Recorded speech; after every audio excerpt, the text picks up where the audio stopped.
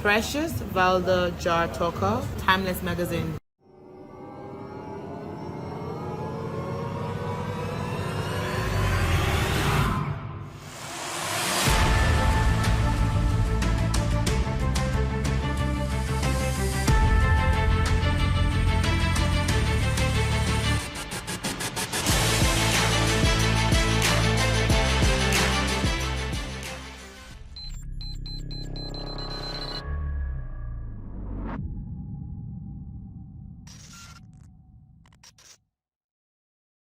Hey, it's Kellen, and today on Diversified Game, I have Precious PR, and I have her poolside in the mix, just like a PR professional, a PR artist, as we like to call them, P-artist.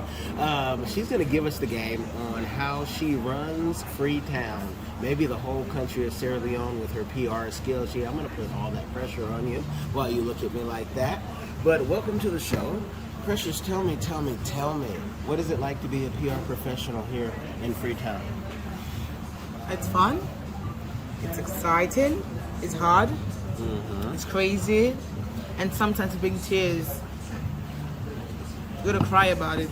But in a nutshell, it's exciting because it's like you're running, calling the shots, and running everything. Gives you that, not a boss move, it gives you that leadership and over on the world, girls. What got you into PR? Pardon? What got you into PR? I just got myself in there. First of all, one thing I had issues with people passing wrong information. Something happened recently when it was about a particular company just went off. And so many people were affected. Over 10 hours, nobody said anything from the company. And if a company like that needs a PR person that would instantly pass the information to the general public that we're having these issues, we'll get back to you very soon, but nobody did. So that was one of the reasons that actually said, you know what, I think I could do a better job. I think I can help just pass the information at the right time and to get the right audience. So because of these same things happening before, I'm like, you know what, this is something I can do. I'm not getting to it. I did a few research on Google because I'm not trained. I trained myself on Google and YouTube. Okay. I watch a lot of YouTube videos and I Google the craziest thing, how to be the best PR for this time, and you hear all those crazy things. So that's it. Well, tell me this: since you're not trained, is there even any training at the popular colleges here in Freetown where people are like, I want to do PR? Because in much of the world, people just kind of stumble into PR. Well, when you're studying mass communication at the Fabric College, when you get to year 2 and you have a very good grade, you can actually go to honors. Either you go to public relations, PR, or you go to media stuff. So I think that's the whole thing. But recently, there's this lady called Mayara. She's also a PR. So she recently graduated as a PR in Nigeria. So now I had to go to her page, go through the university, and I already send them a mail that I want to do a course there. So I'm waiting for them to give me a feedback. So it's not like there's a particular school there or those short courses based for PR. In fact, people don't even value PR here. They're only getting, let's just get familiar with this thing, it's important. They just mix PR and communication, they don't separate it. And this is something you have to segregate. So, no particular university or college for it. Well, people don't value PR in a lot of places, and now with all the social media and everything, people think they can do their own PR. Yes. It's only till a crisis happens, and usually when someone dies, when they say, "Oh, actually, maybe we needed that team." So, when you say people don't value it, and people are going to study it in college, are they setting themselves up for failure and being broke? Because if people don't value it, they don't pay a lot of money for it. In the 21st century world that we are in right now. There's this thing I always call the awaken. Something will happen to you that will wake you that you need this. So for me, if you are studying something and you add PR to it, it's an added advantage for you because time is changing and the technology time is changing. The moment our time change, these things, the value adds, and people get aware that we need this after the prices you just mentioned. So if someone wants to study PR, it's a good thing. Because one thing, I don't want you to limit yourself in your country.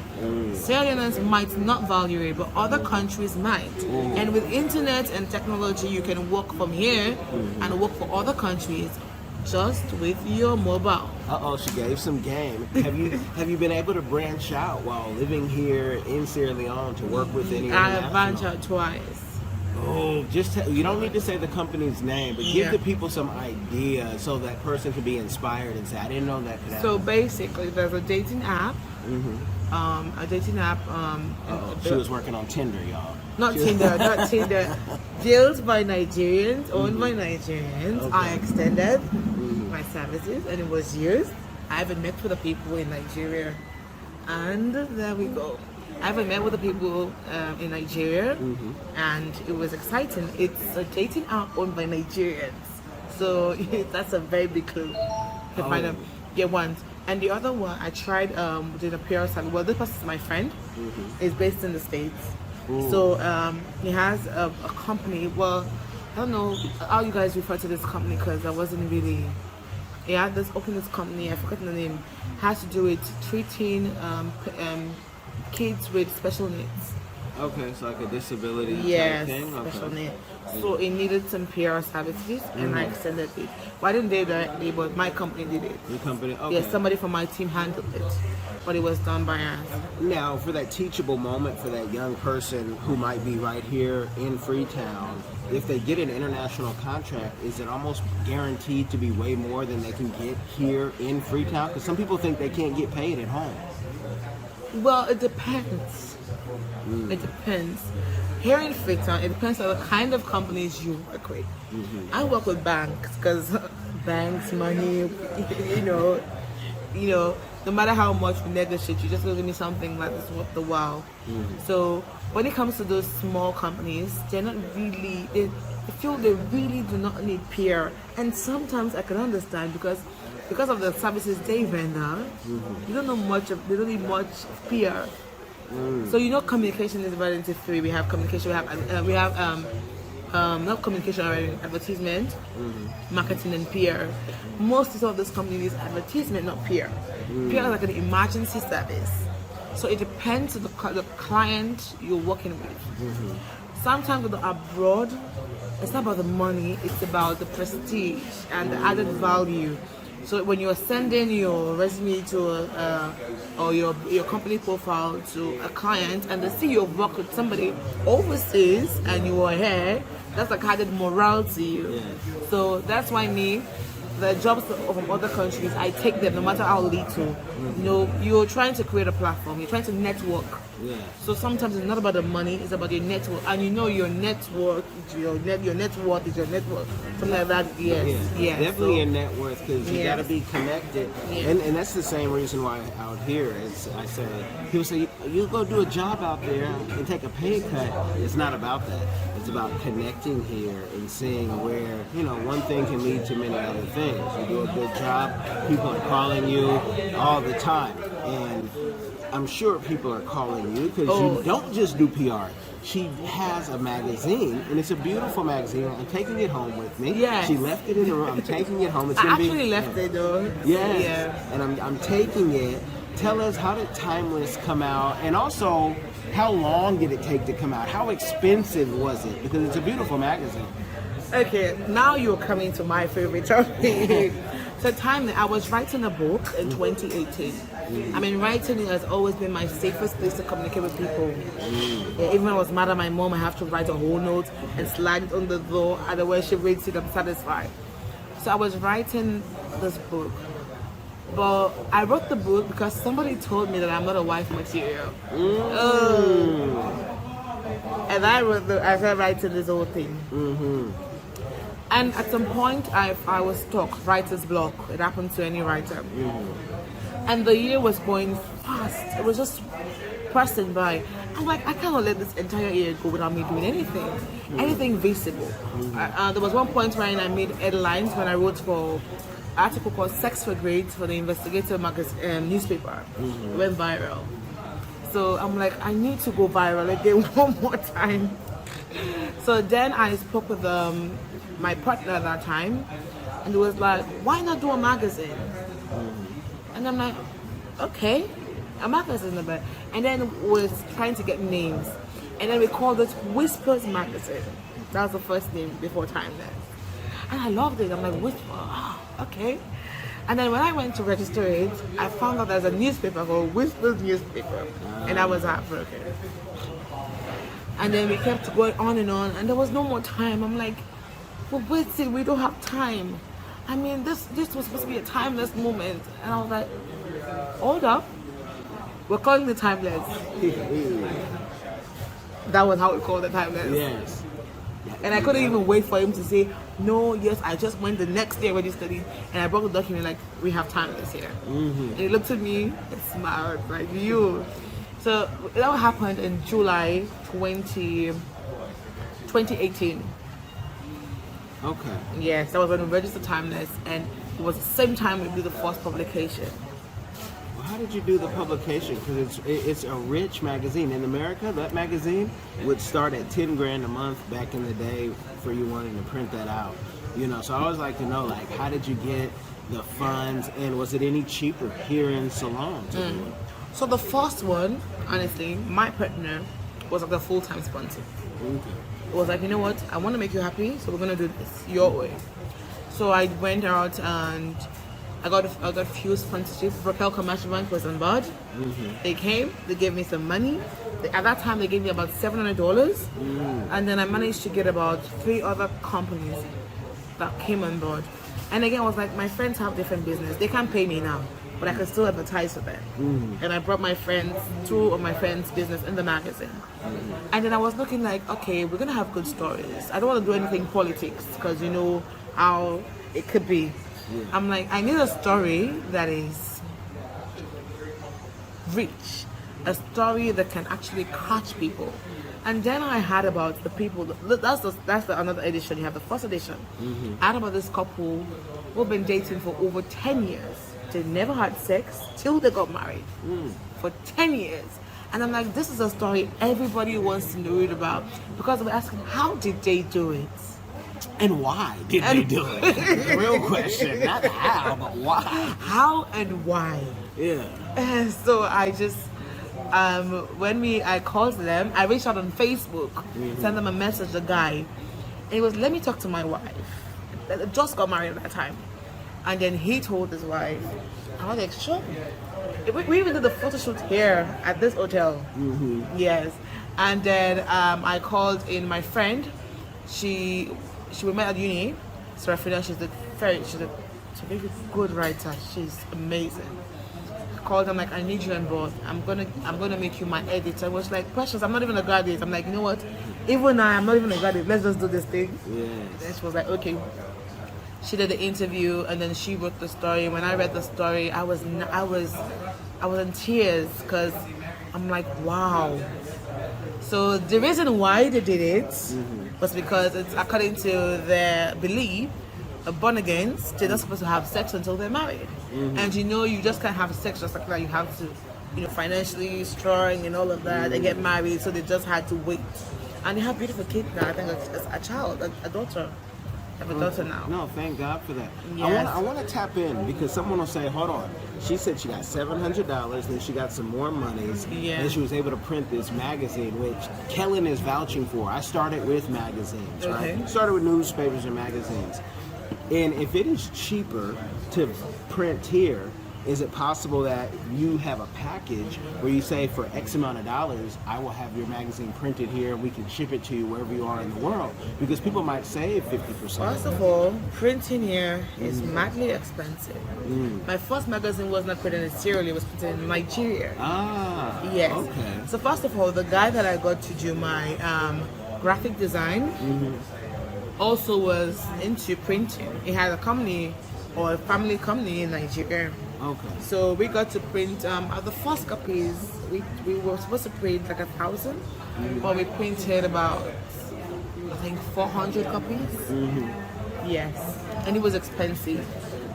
We spent over $2,000 for that. Okay. But the good thing is, I didn't know how they brought it. It just came to my doorstep. I received it, and when I opened the magazine that night, I cried because I was really happy. I was really happy. I cried, and then we did a big launching. So we spent more money and made more money. We did a big launching. We sent invite to people, and they were at Atlantic Lumley Hotel. We launched the magazine. They donated money, and do so many things, activities. We have performance and all of that, and it was quite exciting. So then, after registering the magazine, we registered at Roxy Building, but I didn't know they were supposed to register at IMC, the Media whatever commission. Oh, and then they sent us a letter that Fine. was supposed to pay a fine about 10 million, Wow. or I think 1 or 2 years imprisonment. Wait. So if you get 10 million, I know 8 million is like almost $800. Now at that time it was not that amount. Okay. If you would have went through the right way, right? And things aren't always straightforward here Yeah. as far as how to start this and what you have to register. If you would have registered, how much money would you have saved? Would they still have charged you 10 million, or would it have been more like 5 million? I would have spent about 4 million. Okay. Yeah. Okay. For the whole registration. Gotcha. So when they came, well, we live in Sierra Leone and people connection. But luckily for me, at that time, I had a friend who was working together with me in the magazine, another friend. Yes, and she was. I used to call her my business partner, but it was nothing signed, just normal friendship. So she was smart enough. I think she was told somebody told her that she needs to register with IMC. So during the process of me setting up this event, she didn't tell me anything. She went there and got the form and started filling the form. She filled the form and sent it to them. And unfortunately for IMC, they changed a whole board members, changed everything, so the form was stuck with it. So when they sent us this letter, she was like, "Come down, already we started the registration process." And then we went there and found them like, "Oh, well, we have to wait until after the next thing," and then the fine was cancelled. Oh, okay, so thank God for Yes, that. thank God for that. Because I was really pissed. I'm like, we are young people trying to make ends meet, trying to be innovative and creative. I mean, the government's supposed to support us. They're not supposed to have all this money to be paying all those things. I think there should be a different package for young people who are startup. So that was cancelled, and then we went through the registration process now smoothly. Can you tell the people who might be JC or even interested in becoming JC when starting a business here? Because you can do it by yourself. You don't need a lawyer. You can't. Huh? You can't do it by yourself. You cannot yourself. Then tell them, where do you think the first step is and how much it may cost them? Depends on the business you want to do. In my line of work, magazines, media management. Okay, if you're doing social media management and the companies, all you need is a good proposal and a registered company that shows you're legit. Yeah, but how do you register your company? You go to Roxy Building. Okay. So, like for that, you go to Roxy Building, you register, they do all the NRA, they send you to NRA, they give you a TIN number, they give you a certificate. You don't even spend up to $1 million to do that. And then from there, depends if it's a media company, you go to IMC. Okay. You have to register to them. Okay. When you register them, you have a monthly or a yearly fee you have to pay, which is just $1 million for an entire year or $2 million. So you get to do this process. And then when you're done with that, before you have to also check the name. If you're using a particular company, you have to go to corporate. You have to check if somebody is using that name, Okay. so you don't have a clash. Yes. But one important thing, if you have a company and you want to register, you want to start a company, the first thing you should do, even if you have nothing to start it, register it. Okay. That certificate can help you quickly. Can they do that online now? That's that cannot be done online, not now. It'll be provided. Okay. Not yet. So This is why you and I are going to talk, because the process of, like in America, why we have so many entrepreneurs and why you see so many, because the process is so easy. You go on your website, you register, maybe you pay $15 US in most places. Now, if you want something fancy, maybe, okay, in Massachusetts you have to pay $400, But in most, $400. yeah, just to start. But that's because of LLC, and you only start an LLC if you're going to make like 6 figures or more. Maybe you're already making it. But I just want to show that if we want more young entrepreneurs in this country, and if we want more JC coming from the diaspora, we're going to have to make the system just more easier for them to do, where they can bring those pounds, bring those dollars, and they can set up their bank accounts too for their business online. It's quite easy to do your personal business account. They'll come to the new Brookfield Hotel where we're at right now, and they'll set you up. But your business must be first registered for you to have a business account. Yeah. So that's where you and I, oh man, we're gonna have some times. You're gonna have some times like, Kellen, you can't do that, and I'm going to say, who do we need to talk to make that happen?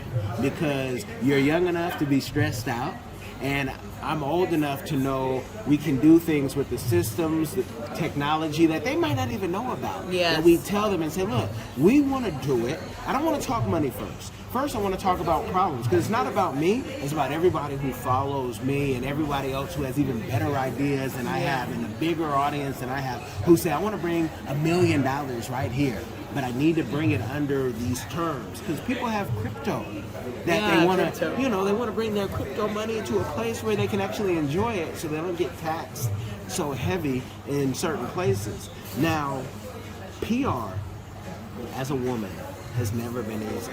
No. People expect you to do so much now. Oh, you're my mama, you're my girlfriend, you're my this, you're my that. How have you navigated, for all the women out there, how have you navigated and set those boundaries? Because they're always getting pressed. Again, I could always say is mostly, or most times, people do things based on how you present yourself. Yes. Me, I know half of the people I've worked with know that my love for money is on a different level. So the most of the pressure you like money, I'm like, yeah, I don't have a man to give it to me, so let me just make it. And I'm like, I love money, but it's my money. The money I love is the money I work for that I hand. So some of those guys mostly try to make that pass. I mean, you don't have to be rude. And at the same time, you don't have to give in because you want something. You just have to play the balance. Me, I'm always like, I always call you, once I call you bro, I'm calling you the bro level. I'm like, bro, that bro is like a vibe killer. Yeah. I'm like, bro, I try to get more familiar. So you get uncomfortable. Me just calling you bro, me just teaching them. I'm like, me and your small sister, and I say, I put you in a place like, okay, fine, this one, let me just pass. Yeah. I have a ring sometimes I get to wear on my right hand, on my left hand, sorry, that shows that I'm either engaged or I'm married. So when I'm going to Saturday meetings, I just cross it over, right? Okay. So even though some guys do not really care. Don't care nothing about that. But the good thing to be very frank, I've worked with guys who respect women and who have treated me and respect me not because I'm a beautiful woman with a sexy body, but because I'm a beautiful woman and a very intelligent woman and a very sober-minded woman, and I'm always ready to do my job. Me, I go extra mile with my job because it gives me joy. Sometimes about the money, but the joy that I get after doing it. Yes. And PR has put a lot of money on my table, so it's my game on. So have you never had that situation where someone says, here's the bag, but I need you to also be this? And have you ever walked away from a bag? Because in America, I have walked away from a bag because of the money. I have walked away because of the money. There's certain jobs. I always tell the people in this field, there's certain jobs, if you know this money cannot work, just keep the job going, do not take it. I wouldn't tell you to just right front say, no, I don't want it. You make it known to your client, like, this money cannot afford this job. Yes. So let's talk about it. But if you're insisting on paying this money, I can give you this service. So it's your choice now. But if you don't want the lesser service and you insist on paying this money, I might give it to somebody else. Or let me recommend someone for you. Okay. That's what I do. Okay. Yes. And I'm one person. I don't want so many clients. For me, it's a family. And all the people I work with, they're like family. I seek their interest. So I'm concerned about them making profit because I'm always feeling guilty. If they pay me this money, I need to contribute so that they can make more money. And I'm always praying for my clients. $1,000,000 question though is, how does PR measure how much money the client makes? Because the client may not tell you that, oh, we did this, we did that. So your fee is your fee for your time and for your hard work. But then if the client, whether they make 1 shilling or if they make $1 million or 100 million, how do you go about measuring So that? well, I don't really measure that, but I get feedback. Like today I got a feedback from one of my clients. She posted one of the work we did for them, and then somebody sent her a message asking, say, do you guys have an in-hour person? So this is the message. You can read it. Like, The designer. Okay, yeah. So these are the feedbacks that actually fill my heart when I get feedbacks like this. Okay. So I don't really care about how much they make, but some clients could be like, oh, we made this with you, so the person was saw this, and it's your job. I'm like, okay. And sometimes I bring clients to the different institutions. So off air in another conversation, we talk about how there's some, whether it's software or other things to measure that, because people, every client, no matter they're paying you 5 shillings or 5,000, 10,000, at some point they're gonna think, is this person worth it, or do I need someone new? Have they exhausted all their contacts, and can I go further with somebody else? well, when it comes to the different, because the PR doesn't just we most of the clients we offer them services of the media management. Yes, so that way you get the visible results. And of late, oh my god, since the start of November, the feedbacks and the turnout to the page, the reach on the pages have been amazing. And with my boss, I told him like, oh, we reached this amount. Let's say for example, I told him like, we reached 400 today. Let's just hope that within a month, right now this month, we could reach 500. And today we're 459. Okay. Yeah, so I'm really excited that the page is actually growing. Yeah. So and they're getting feedbacks. Yeah. And because it's not normal to have some of these institutions on these social media handles. And then a very popular blogger made a comment about, oh, this institution is doing very well on Twitter, and it's my job. So and the thing is, the message came from the MD, sent it to me. So I felt really good about it. I'm like, you're doing a good job. And then the MD always told me like, you're doing a good job. You're consistent. Consistency is one thing we lack. Yes. Me, I'm not a very consistent person, but when it comes to my job, I'm very consistent. Yeah. So you're very consistent, and I can see the effort. You're going extra mile. Sometimes there are certain things that are not part of my work plan, but I do it just to. It's me helping myself, because when I talk right now, when I meet new clients, I'm like, check this page. Yeah. I don't get to talk much. Yeah. Just check this page. When I send you my company profile and you want to ask more questions, I can be smooth to answer. I'm like, really, you can just check with these people as reference. They could give you feedback. So it's good for business. Now, since business is good, Well, not very good. What is a community give back that you're doing or that you would like to do in the future? So this is it, yeah. So these stories that we tell in the magazine, on a normal day, people are supposed to pay to be featured at the magazine. We don't do it. We don't take money. Call that payola. We don't take money for these people. If you all check the magazine, the stories that we tell are real stories of people who are really trying to be better people, to contribute to the economy, to contribute to social life and everything. So we tell their stories. And at the end of every year, we donate differently. We go to different, when we do our tours, we do provincial tours. I'll send you photos. We donate a lot. And this is not money, we don't open GoFundMe. Right? Some people are opening GoFundMe, and when the money comes, they do nothing with it and have it themselves. Yes. We take from our profits and do charity on the provincial tours. We do that. So she's going for sainthood, and with that, you guys, if you look and you don't look too hard, But if you say, but hey, is this woman? She said she's single. What about bride price? No. You call me. We'll play an uncle position, uncle, and we can talk. But I know things, right now are going good for you in Nigeria. That's just a hint of some personal stuff. We don't have to go too far in that. But I'm putting pressure on that one to say people are looking for you, right? Give the people some game, because I told you, we have this thing, it'd be about 30 minutes. I like to say true to my word. Where can they find you? Where they can hire your services? We're not PR people where we don't want them to go find other PR people. Sometimes you are the right woman for the job, and they need to come find you. So where can they find you, hire you, and send you all their questions? To say, remember when you first reached out? I sent you my company profile in less than 3 minutes. Yeah. That's how fast I respond. Yeah. I'm always online. Okay. If I did not respond to your message immediately, it simply means I'm really, really tired up. My phone is my best friend. My phone is my bank. My phone is my boyfriend, even though that's my job. But I'm just saying, I'm on all social media handles. But I use Instagram, I use Facebook, and I use WhatsApp frequently. Okay. So you can find me on Instagram at Precious Aretha, or you can search for Peter Fixer. You guys, links will be in the description, and yes, Yeah. I am going to pressure her to get on LinkedIn if she's not on I am there. LinkedIn. I You're am on LinkedIn, but too? I check it every day, but I don't post regularly there. Okay, no, we got something for that too. Remind me off air. You guys, this is what we do. You're getting stories that you're not going to get anywhere else, and if you share this with somebody, it will change their life. Be blessed, y'all. Are you tired of the rat race in America? Are you ready to visit the motherland to relax and rejuvenate? Are you ready to explore all that Africa has to offer? Then check out the brand new Diversified Game Academy course, Prepare for My First Trip to Africa. Are you worried about being able to afford the trip? We got you.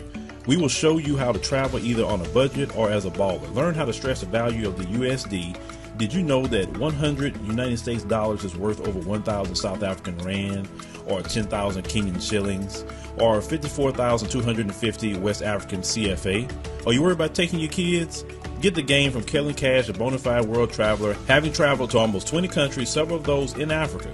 Get the game on taking your kids on their first trips. Learn how to find the best tickets, get the visas, and plan your own adventures in Africa. Don't let Eddie Murphy have all the fun. Plan your own coming to Africa trip starring you, produced by you, and featuring you. If you are ready for a life-changing experience, sign up for our course today, Diversified Game Academy. Get prepared and purchase at diversifiedgame.com.